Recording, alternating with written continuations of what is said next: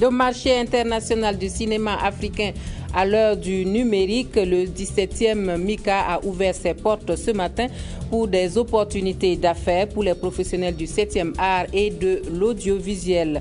Le gouvernement burkinabé explique les raisons de la non-participation de la diaspora burkinabé à l'élection présidentielle de 2015. Le ministre de l'administration territoriale, de la décentralisation et de la sécurité est au Ghana à cet effet. Et puis à Moscou, de milliers de personnes rendent hommage à Boris Nemtsov à travers une marche. L'opposant et ancien vice-premier ministre russe assassiné vendredi dernier près du Kremlin. C'est le menu du grand journal de ce dimanche sur la télévision du Burkina. Bienvenue à tous et merci de votre attention. C'est parti donc pour le marché international du cinéma africain qui fait la part belle au numérique à la présente édition du FESPACO. Les professionnels du 7e art et de l'audiovisuel vont encore nouer des partenariats d'affaires.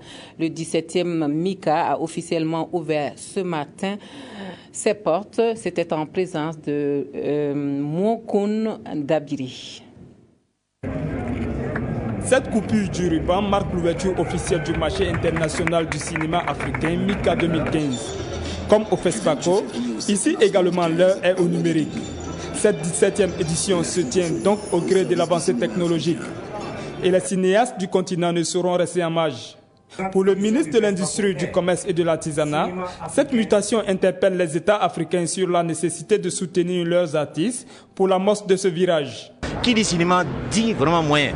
Alors qu'en Afrique, on constate qu'au niveau des acteurs aussi bien que des scénaristes, il y a un problème de moyens qui est posé. Donc, il va falloir que l'État puisse les accompagner fortement pour la production de leurs œuvres, de très bonnes factures. La 24e édition du FESPACO se déroule dans un contexte de transition au Burkina. Une situation qui justifie en partie la présence de deux ministres de la Côte d'Ivoire. Afoussiata Bamba, la mine de la communication, et Maurice Bandaman de la culture et de la francophonie sont venus traduire le soutien du peuple ivoirien au Burkina. La coopération culturelle entre le Burkina et la Côte d'Ivoire marche très bien. Et nous sommes ici en Côte d'Ivoire, plutôt au Burkina. Vous voyez, j'ai dit en Côte d'Ivoire parce qu'être au Burkina, pour nous Ivoiriens, c'est comme nous sommes dans notre pays. Cette année, le MICA donnera à voir des œuvres cinématographiques et le numérique dans toute sa diversité. Au-delà du cinéma, cette tribune offre un cadre d'échange et des rencontres B2B entre festivaliers. L'intérêt de ce marché tend, selon les organisateurs, à susciter des partenariats fructueux en vue de booster la production cinématographique en Afrique.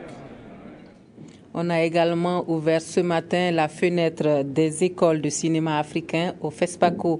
Cadre d'échange et de partage d'expériences, c'est aussi des opportunités de partenariat. La fenêtre des écoles du cinéma, c'est donc des masters de classe et des projections de films. Essentiellement, le clap d'ouverture a été suivi pour nous par Kadi Sanogo.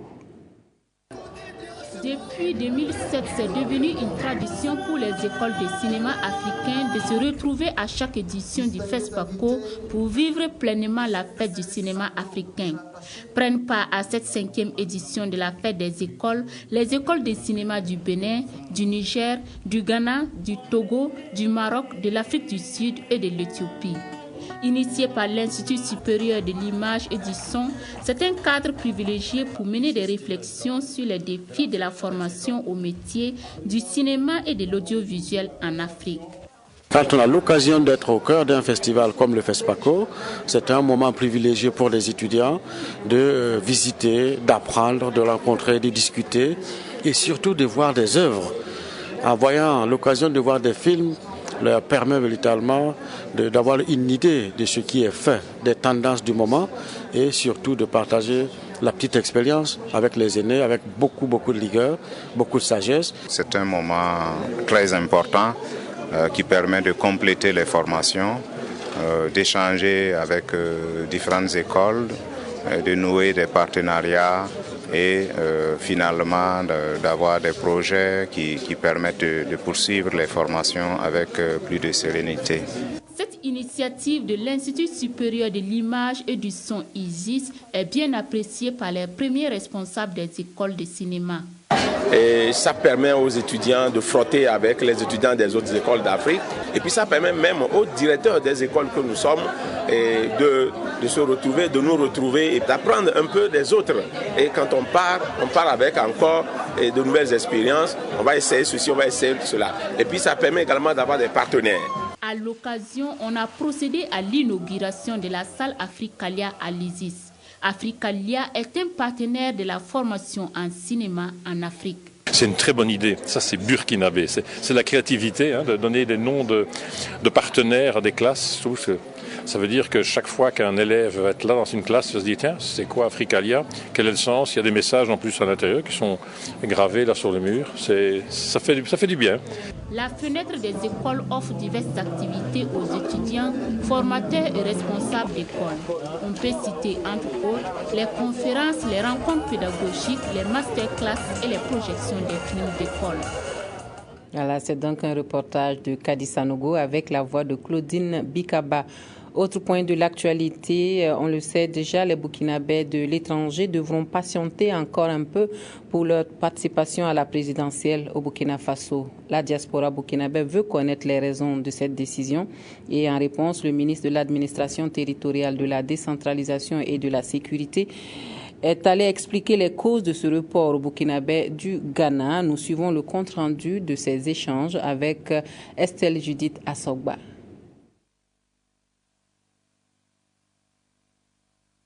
Aussitôt arrivée dans la capitale ghanéenne, la délégation gouvernementale, conduite par le ministre de l'administration territoriale, de la décentralisation et de la sécurité, s'est entretenue avec les chefs traditionnels burkinabés.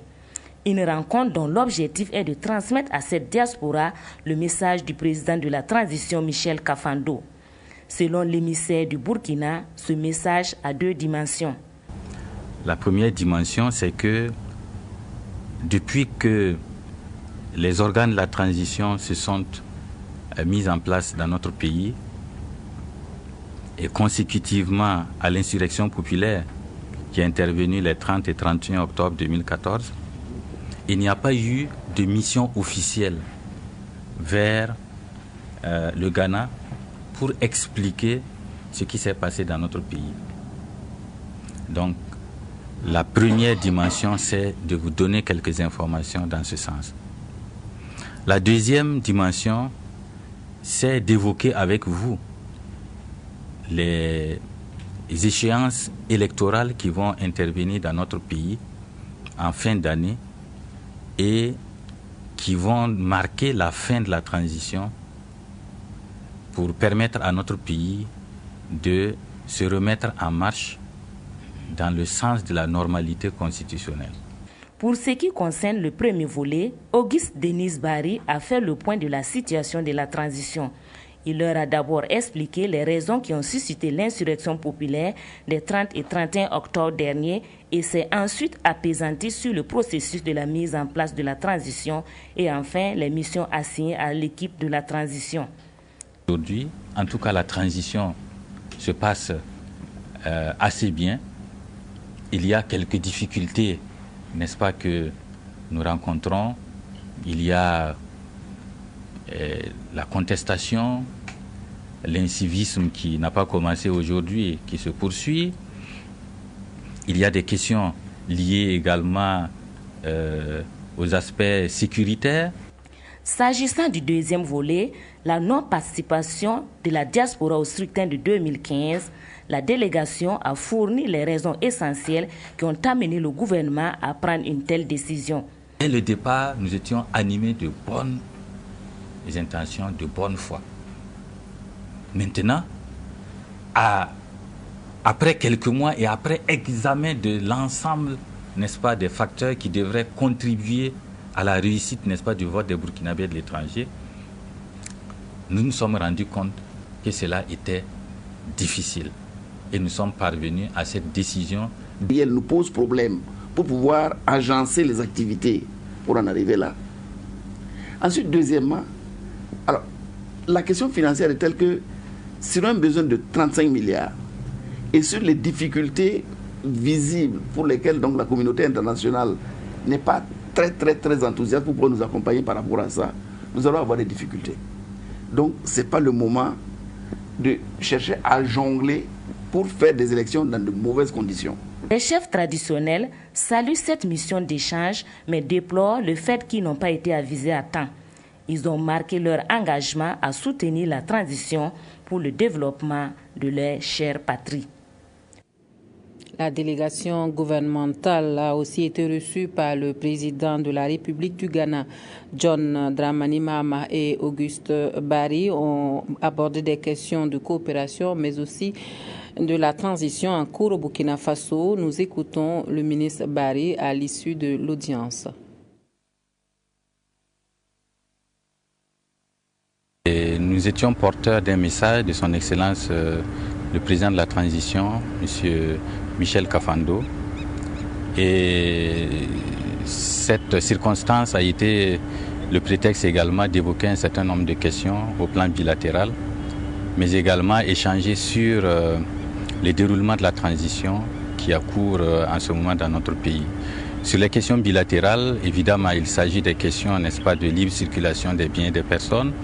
Il s'agit également de voir dans quelle mesure renforcer donc les liens de coopération transfrontalière, mais aussi de voir comment est-ce que la commission mixte qui réunit nos deux pays pourrait se tenir dans les jours à venir. Alors sur les questions relativement à la transition, il s'agissait de faire un point de situation, car vous savez que son Excellence John Dramani Mahama est le président en exercice de la CEDEAO. Et il était donc bon, dans cette circonstance, que nous puissions lui faire ce point de situation et qu'il puisse également voir dans quelle mesure les défis qui se présentent à nous, notamment les défis électoraux, puissent faire l'objet d'accompagnement par l'organisation sous-régionale. Les propos du ministre Barry sont recueillis pour nous par Estelle Judith Assogba. Retour au Burkina Faso et nous ouvrons la page politique de ce journal avec le premier meeting du Parti pour le développement et le changement dans le centre-ouest. C'était hier samedi, un meeting qui sonne la mobilisation autour de la victoire du PDC aux prochaines échéances électorales. Les militants et sympathisants ont salué l'engagement politique de la présidente du parti. Ambiance à Koudougou avec Isaïe Parkouda. Le Parti pour le développement et le changement PDC rencontre ici ses militants et militantes de la province de Bourkemdi. Cette rencontre vise, selon la présidente du parti, Sarah Sérémé, à mobiliser le plus grand nombre pour les élections présidentielles d'octobre prochain. L'inscription sur la liste électorale étant une condition sine qua non pour voter, le parti du cheval blanc prône un enrôlement massif de jeunes et de femmes. Nous souhaitons que la jeunesse et les femmes, toute cette population qui avait une désaffection de la politique, puisse s'inscrire massivement afin que la fin de la transition puisse vraiment porter le candidat de leur choix. Ensuite, nous souhaitons que l'amour et la tolérance soient sémés toujours dans les cœurs. Pour une ville comme Koudougou, que nous connaissions assez difficile politiquement, que nous puissions avoir cette mobilisation, c'est, disons, une bénédiction divine. Ils sont nombreux les jeunes au Burkina Faso qui sont porteurs de projets économiques, mais par manque de moyens, ils ne peuvent les concrétiser. Sarah Sérémé dit être prête à chercher avec eux les voies et moyens pour résoudre le problème d'employabilité. Nos politiques doivent être revues à l'endroit de la jeunesse, que ce soit les problèmes d'employabilité, que ce soit même le système scolaire de manière générale, le système éducatif. Il y a beaucoup à faire, surtout dans l'entrepreneuriat des jeunes, parce que nous souhaitons toujours cette ouverture vers le monde, mais à travers une jeunesse entreprenante qui ne va pas continuer à compter seulement sur l'État, mais sur elle-même ses propres initiatives. Du haut de la tribune, les représentants des jeunes, des femmes et des anciens ont véhiculé le même message. Une adhésion aux idéaux du Parti pour le développement et le changement PDC, pour un changement véritable au Burkina Faso, disent-ils. Le mouvement du peuple pour le progrès est en tournée dans la boucle du Mouhoun, une tournée conduite par le premier vice-président du MPP, Salif Diallo, et sa délégation ont fait escale hier à Bondokui et à Warkoy pour des assemblées générales avec les structures de base dans ces deux localités. Le compte-rendu avec Paul Sawadogo. À Bondokui, tout comme à Warkoy, c'est une foule nombreuse qui est sortie accueillir le premier vice-président du mouvement du peuple pour le progrès MPP. Salif Diallo et sa délégation sont venus non seulement expliquer aux différents responsables de structures les raisons de l'insurrection des 30 et 31 octobre 2014, mais aussi les encourager et leur demander de continuer le travail de mobilisation pour la victoire du Parti du Soleil Levant au soir des élections présidentielles du 11 octobre prochain. Les félicitations à la direction du parti, les encourager et surtout leur dire que la victoire est pour ceux qui luttent. La mobilisation est formidable, c'est au-delà de nos espérances. Et partout où nous sommes passés, les populations sont mobilisées et véritablement placent leur espoir dans le MPP. Dans ces deux communes rurales de la province du Mouhoun, les différents responsables de structures ont réaffirmé leur engagement aux côtés du MPP. Ce que le monsieur le vice-président a dit, vraiment c'est la vérité. Et on a vu que vraiment les activités, les choses passées nous a vraiment fatigués. Et ce qu'on souhaite en tout cas chez lui, vraiment que le 11 octobre en tout cas, c'est la victoire pour nous. Je donne ma parole aujourd'hui, que confirmer au MPP que les 90% des producteurs de la Brigade du Monde vont accompagner l'MPP dans sa politique. Pour faciliter le travail de mobilisation à la base, le premier vice-président du MPP a remis des groupes électrogènes et du matériel de sonorisation aux sous-sections de Bondokui et de Warkoy. Salif Diallo a aussi invité les militants et sympathisants du parti à se faire enrôler massivement sur les listes électorales.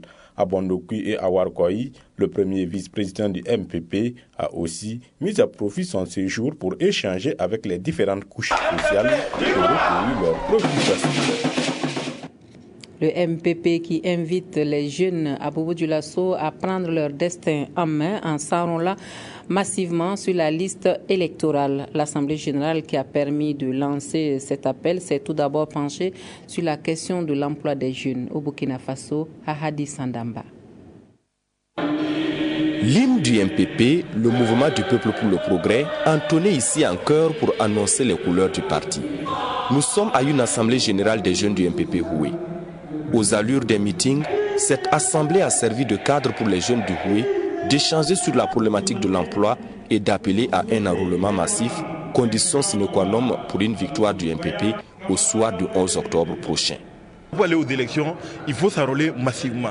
Voilà pourquoi aujourd'hui nous demandons à la jeunesse qui était trompée, la jeunesse qui trouvait inutile de prendre les cartes d'électeurs, aujourd'hui c'est l'occasion de les montrer que désormais la réalité est là et que désormais c'est la jeunesse qui décide. Donc voilà pourquoi nous invitons les uns et les autres, les camarades jeunes, à s'enrôler davantage.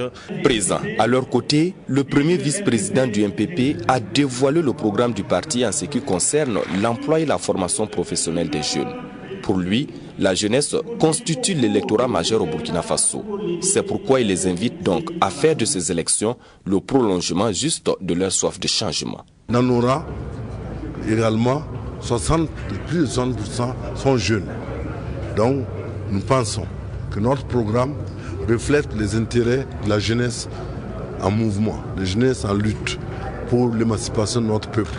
C'est pourquoi je considère qu'en luttant pour une victoire sereine de la jeunesse au sein du MPP, on consacre en même temps la victoire de la jeunesse dans son ensemble. À cette occasion, Salif Diallo n'a pas manqué de saluer l'engagement des jeunes aux côtés du MPP. Des jeunes qui, à leur tour, ont rassuré au premier vice-président du parti de toujours œuvrer pour le rayonnement ainsi que pour la victoire du MPP. Le Parti pour le développement et le socialisme est PDS Medba remobilise ses troupes dans la Kossi. Les responsables du parti des bâtisseurs ont rencontré les militants de base à Nouna pour échanger autour de la vie du parti et surtout autour de la transition en cours au Burkina Faso. Le compte-rendu de l'Assemblée générale avec Francis Tien. Cette Assemblée générale du Parti pour la démocratie et le socialisme PDS Medba a permis aux dirigeants du parti d'échanger avec les représentants des structures de base de la Kossi. À travers ce premier rendez-vous de l'année, le parti entend sonner le rassemblement de ses troupes. Notre région ici, c'est l'objet de pas mal de tentatives de récupération. Nous sommes sur le terrain depuis longtemps, il faut qu'on s'y maintienne. Ils doivent savoir qu'ils auront beaucoup d'efforts à faire, mais le Bureau national va toujours tout faire pour les appuyer.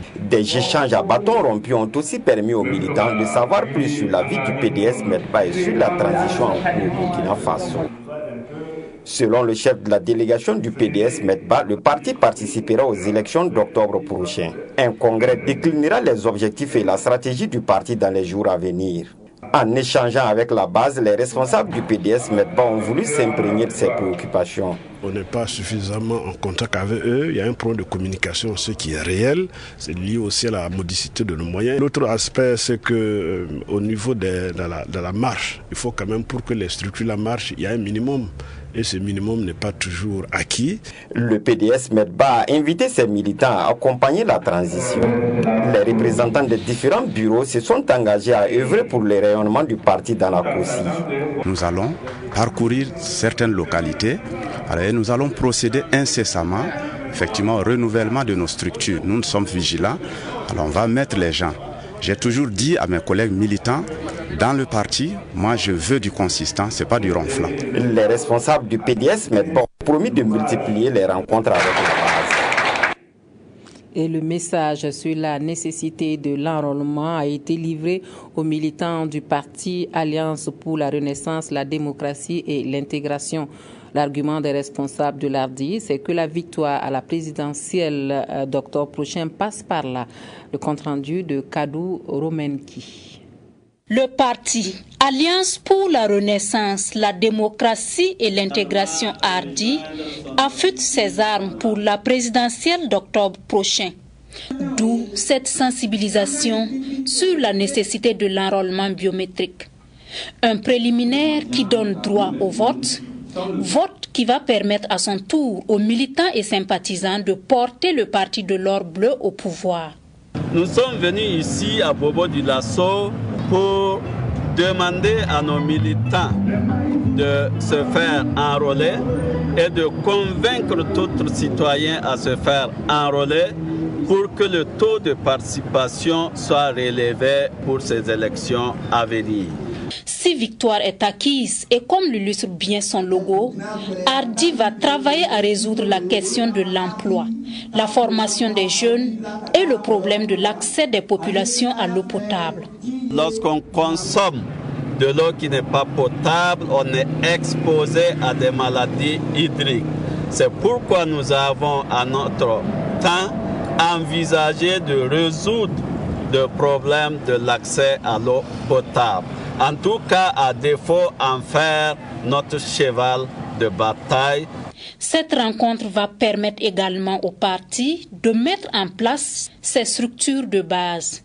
L'activité se poursuivra les prochains jours dans les villes de Banfora, Dori et Manga. Au Conseil national de la transition, on se prépare pour la révision du code électoral. En entendant le projet de loi du gouvernement, les conseillers ont ouvert la réflexion. À Léo, l'ONG Diaconia est à saluer dans cette démarche. Jacques Lamissa Tarpaga. Le Burkina Faso organise en octobre prochain le 5e scrutin présidentiel et la 6e élection législative depuis 1991. Et pour une gouvernance électorale respectant les règles démocratiques, les députés de la transition revisitent le code électoral. Un atelier de réflexion sur le projet de loi se tient ce week-end à Léo. La démocratie exige une compétition pacifique pour la conquête du pouvoir. Cette compétition politique pacifique est organisée sous forme de vote. Ce vote est à la fois un droit et une liberté, une garantie et un pouvoir, conférés aux citoyens, mais codifiés par des textes qui doivent être exempt de tout reproche. Il est aujourd'hui inadmissible de penser la démocratie sans l'organisation d'élections qui en sont le symbole. Les démocraties modernes vivent au rythme d'élections qui leur donne leur vitalité. C'est dire donc que le renforcement des capacités des citoyens est un moyen essentiel pour garantir cette démocratie. Une meilleure compréhension des enjeux du nouveau code électoral permettra à tous les députés du CNT de contribuer efficacement à l'adoption d'un code électoral répondant aux préoccupations des différents acteurs. La loi électorale d'après insurrection devrait répondre aux attentes de tous les acteurs. C'est pour cela que l'ONG Diaconia accompagne le Conseil national de la transition. Le code électoral sera l'élément clé et la clé de voûte de ce processus électoral, puisque c'est dans le code électoral qu'on trouvera tout le dispositif d'organisation des élections, tous les mécanismes de recours s'il y a une crise au moment des élections, et dans ce code électoral que nous trouverons également les mécanismes qui organisent le vote en tant que tel. Il était donc de bon ton que les députés de la transition puissent plancher sur ce document, se l'approprier avant de procéder à son adoption dans les jours qui arrivent. Le nouveau code électoral sera adopté dans un contexte d'équilibre des forces politiques. D'autres enjeux s'imposent aux acteurs. Le cadre juridique se veut donc transparent pour une égalité des chances de tous les concurrents politiques. Le parti de la Renaissance nationale vient aux nouvelles quant à la situation qui prévaut à la télévision du Burkina. La chaîne nationale se remet tant bien que mal de son saccage lors des événements de fin octobre 2014 et le président du parent a pu se rendre compte des difficultés quotidiennes dans la maison, mais aussi du dévouement des travailleurs. Le compte-rendu de la visite avec Bouma Ernest Nibié, c'est avec la voix de Godefroy Bazi. Accompagné de ses plus proches collaborateurs, le président du parti de la Renaissance nationale Parent a pu s'imprégner des réalités actuelles de la télévision nationale après les événements de fin octobre. Après les saccages qui ont été enregistrés, franchement, nous avons été édifiés par un paradoxe. Malgré les dégâts qui ont été subis, malgré les insuffisances matérielles et logistiques qui ont fortement réduit les capacités opérationnelles de la télévision nationale, nous nous sommes rendus compte que des hommes, des femmes se battent chaque jour, chaque heure pour relever les défis de la communication. C'est un hommage que nous tenons à les rendre et nous espérons que l'État appuiera de façon conséquente cette chaîne. Au terme de sa visite, il a prodigué des encouragements au personnel et a félicité les premiers responsables de la chaîne pour leur vision moderne. Aujourd'hui, on constate qu'avec la nouvelle équipe qui est mise en place, qui est une équipe de professionnels, Madame Bougaïré, M. Wenzin Louis Oulon, M.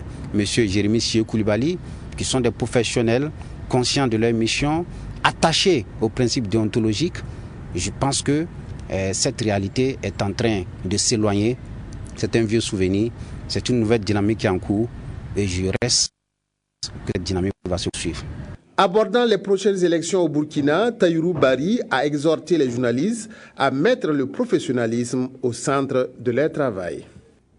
Un mot de l'agriculture à présent et nous parlons de l'igname qui était sous le feu des projecteurs hier samedi à Arbolé. La production de ce tubercule permet de faire face à l'insécurité alimentaire et constitue bien sûr une source de revenus pour les producteurs dans la localité. La journée promotionnelle de l'igname, qui est à sa 5e édition, est une initiative de l'Association pour le développement du département de Arbolé. Le compte-rendu ici est signé Adama Ouedraogo. Ici, nous sommes à Arbolé dans la province du Passoré pour la journée promotionnelle de l'igname de la dite localité. 5e du genre, cette journée avait pour thème contribution des nuits à la sécurité alimentaire et à l'adaptation au changement climatique. Elle était présidée par le ministre de l'Agriculture, ici représenté par celui de la communication. On a vu que les produits, les ignames, ont des retombées énormes en termes évidemment de recherche d'emploi, en termes de lutte contre la pauvreté. Et aussi, on a constaté que ces produits ont des vertus médicinales et puis nutritionnelles très importantes. Je pense donc que c'est des initiatives à saluer et à encourager surtout pour qu'on puisse évidemment avoir ces produits dans toutes les localités du Burkina Faso. La journée promotionnelle de l'igname est l'initiative de l'Association pour le développement du département de Arbolé, ADA. L'objectif de cette association est de créer un cadre d'échange entre les différents producteurs et de faciliter l'écoulement de la spéculation.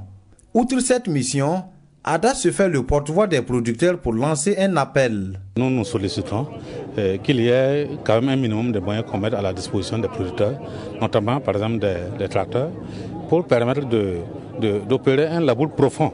Parce que plus effectivement le sol est dompté, plus l'igname effectivement pénètre sans problème et se développe normalement. Nous remercions les invités d'avoir fait le déplacement d'Arbolé.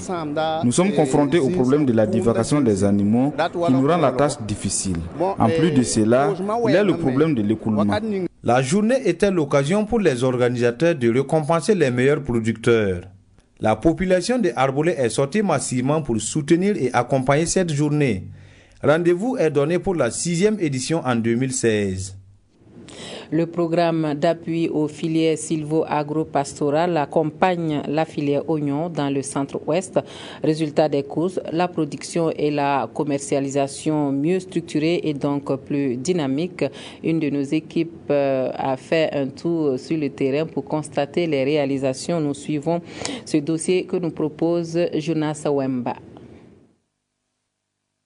La région du centre-ouest apparaît comme l'un des plus grands bassins de production d'oignons du Burkina Faso. De 2012 à 2014, cette production est passée de 29 000 à 38 000 tonnes. Et pour cette campagne sèche de 2015, il est attendu une production de l'ordre de 40 000 tonnes selon la direction régionale de l'agriculture. Ces résultats fort appréciables des producteurs, ils le doivent bien au programme d'appui aux filières agro-sylvo-pastorales PAFASP qui, depuis janvier 2007, date de sa mise en œuvre par le gouvernement, s'échine à booster l'exportation de ces produits. Nous étions au marché depuis des années. Le déguerpissement du marché, la reconstruction, nous n'avons pas eu la place là-bas pour quand même faire nos activités. Et par le biais de la mairie, nous avons eu ce coin. Et par l'appui du projet FAFASP, nous avons pu réaliser les 3 hangars de conditionnement. Les hangars nous permettent quand même de conditionner l'oignon qui n'aime pas le soleil et surtout à l'ombre. Et encore, ça donne la visibilité du coin du marché d'oignons. Le PAFASP a construit 4 comptoirs relais dans la province du Sanguié, en plus de ce comptoir principal à Koudougou à hauteur de 207 millions de francs CFA. Ici, environ 6 000 tonnes d'oignons transitent par an en destination du Togo, du Ghana et de la Côte d'Ivoire. De quoi donner des recettes substantielles à la commune de Koudougou. Pour l'année 2014, les recettes ont recouvré par la commune de Koudougou pour ce qui est uniquement des taxes prélevées sur le chargement des produits au niveau du marché du comptoir s'élève à 650 000 francs CFA. Donc vous voyez que c'est une contribution qui n'est pas négligeable. Le soutien du PAFASP aux producteurs d'oignons est visible depuis les champs. Des intrants à la réalisation subventionnée de magasins de conservation à 80% des coûts au profit des producteurs, le PAFASP se positionne comme instrument d'aide véritable aux acteurs ruraux. J'ai eu un appui venant du PAFASP, c'est pour la conservation de l'oignon. Parce qu'actuellement, nous avons un prix qui est très mauvais. Donc, avec le roudou, on peut conserver l'oignon à longue durée pour avoir un peu de bénéfices. Mon souhait, c'est avoir un magasin de stockage au nom d'un roudou, parce que le roudou est petit. À l'heure actuelle, les prix bord champ des oignons sont très peu favorables aux affaires. Le sac de 50 kg coûtant 4 000 francs environ, alors que le même sac s'achète à 30 000 francs dans les mois de septembre à décembre, selon Issa Baïli. Outre les appuis techniques, le PAFASP a favorisé la mise en place de l'interprofession, fruit de l'union des producteurs et des commerçants au niveau des comptoirs, et également la mise en place d'un réseau de semenciers. Le PAFASP essentiellement fait du cofinancement des actions en ce qui concerne les micro-projets. C'est la contribution des promoteurs, la mobilisation de leur apport qui est souvent se fait tardivement. C'est essentiellement ça. Sinon, nous disons que le projet rencontre vraiment l'assentiment des promoteurs. Après donc 8 années de mise en œuvre, le programme d'appui aux filières agro-silvopastorales a financé 3070 micro-projets sur 2500 prévus. Les producteurs en général et ceux des oignons en particulier pourront toujours compter sur ce programme qui vient d'obtenir de la Banque mondiale un financement additionnel de 24,5 milliards de francs CFA couvrant la période 2014-2016. Et qu'en est-il du programme biodigesteur en expérimentation au Burkina Faso pour l'amélioration des conditions de vie des populations rurales? Le ministre des Ressources animales et ses partenaires sont allés chercher réponse à cette question à Kienfarin, Maxime Zongo. Conçu pour pallier au déficit énergétique, la technologie du biodigesteur a révélé d'énormes opportunités. Possibilité d'améliorer la production agricole, avicole et bien d'autres. Ainsi, depuis 2010, un vaste programme a permis d'installer à travers le pays plus de 4000 sites. L'exemple de Kienfarin, commune rurale de Komsilega, en est une illustration. C'est une construction semi-enterrée. Vous avez une partie aérienne, vous avez une partie souterraine. Et tout se passe dans la partie souterraine. Vous récupérez votre mélange, les déjections animales, moitié mélangée à de l'eau, à quantité égale, vous introduisez dans votre fosse, votre biodigesteur. Il y a un temps de séjour qui varie généralement autour de 50 jours à peu près. Et au terme de ce séjour, vous avez une production de gaz. Une fois que le gaz est produit, ce gaz est majoritairement constitué de gaz méthane, qui est un gaz à effet de serre et qui contribue justement au phénomène de réchauffement climatique. Une fois que ce gaz est produit, vous le récupérez pour soit faire la cuisson, soit faire l'éclairage. C'est les deux applications majeures à l'étape actuelle au niveau du programme. Grâce à une expérience importée de l'Asie à travers des partenaires techniques dont la SNV, cette technologie a pu être appliquée et adaptée à notre contexte sahélien. Et depuis, sa vulgarisation continue de faire des heureux dans nos campagnes. C'est très bénéfique pour nous. Nous n'avons plus besoin du bois de chauffe pour faire la cuisine. Nous utilisons maintenant le gaz produit avec cette nouvelle technologie. Nous avons également de la lumière à la maison qui permet à nos enfants de mieux étudier le soir. Cela nous fait vraiment beaucoup de bien. C'est donc pour partager les résultats et démontrer aux yeux du grand public l'étendue de l'intérêt de cette technologie que cette visite commentée a été initiée.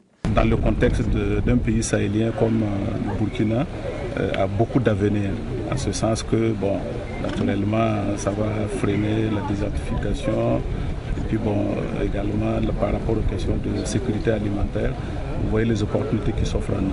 Depuis janvier 2014, c'est une autre phase qui est en cours. Objectif, étendre cette technologie au maximum de producteurs. Sa vulgarisation vise à produire des chaînes de valeur destinées à améliorer significativement les conditions de vie en milieu rural. Et en sport, la course de l'étoile filante de Ouagadougou pour la Ligue africaine des champions s'arrête ici à Ouagadougou à l'issue du match retour contre l'AS Pikine de Dakar. L'EFO, après avoir trébuché 1-0 au match aller, a concédé un nul de 0 but partout à la réception de son adversaire. C'était hier au stade du 4 août, le compte-rendu de Mamadou Dabiré et Ruth Bini Ouattara. Incompréhensible et méconnaissable a été l'étoile filante de Ouagadougou en cette soirée du 28 février. À la réception des Pikinois du Sénégal pour le match retour des préliminaires de la Champions League africaine, grandes étaient les attentes des inconditionnels des Bleus et Blancs. Entre l'EFO et la AS Pikine dans ses couleurs vert et rouge, il n'y a pas eu de round d'observation. Venu pour procéder par contre et garder l'avantage de sa victoire au match aller, la AS Pikine a laissé l'initiative de l'attaque aux stylistes. L'EFO pendant le premier quart d'heure s'est illustré avant de baisser la pression. L'AS Pikine en profite avec Sega Diop qui tente le lobe par une frappe en profondeur à la 23e minute. Tierno Niang revient à la charge à la 28e avec une frappe excentrée qui échoue.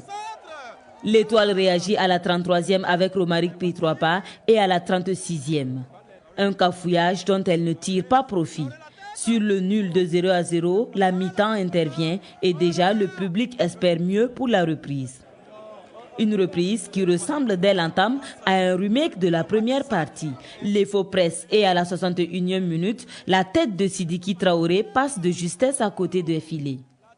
Mohamed Ouattara revient une minute plus tard avec 2 tentatives coup sur coup. Une tête qui se heurte au poteau, repris du pied mais qui passe au-dessus de la transversale. C'est dans les arrêts de jeu que les faux manquent l'occasion en or avec Yacouba Sogné. Après être passé à côté de l'immanquable, les faux n'a que ses yeux pour pleurer. L'aventure de la campagne africaine prend fin. Et pas mieux pour le Racing Club de Bobo Dioulasso qui quitte également la Coupe de la Confédération africaine de football 2015 au stade du tour éliminatoire. Après sa courte défaite à Bobo Dioulasso, le RCB est allé hier tomber donc face au match retour au Wari. Il est tombé face au Wari du Delta du Niger au Nigeria sur le score sans appel de 3-0. Les temps forts de la rencontre avec nos envoyés spéciaux Salif Belem et Jérôme Tiendrebego. En foulant la pelouse du Wari City Stadium, Bakone et ses coéquipiers avaient reçu l'ordre de faire le jeu. C'était la consigne principale donnée parce que nous savions que cette équipe est très athlétique. Alors pour l'avoir, il fallait passer par des passes courtes avec beaucoup de mobilité dans l'entrejeu comme sur les côtés. Oscar Barrow a bien pensé, mais ces garçons n'avaient pas la fraîcheur physique nécessaire au respect de la consigne. Et le plan échafaudé par le technicien burkinabé n'aura tenu que 30 minutes. Une balle mal négociée par le capitaine Bakone se transforme en une passe lumineuse pour Etebo Egenekaro qui va battre Hervé Kofi Kwaku.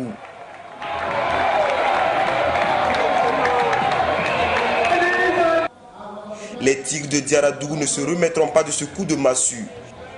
À la suite d'une forte pression dans le camp blanc à l'heure de jeu, Joseph Ossadiaï hérite d'une balle à l'entrée de la surface. Il enveloppe et contourne la détente de Kofi Kwaku Hervé.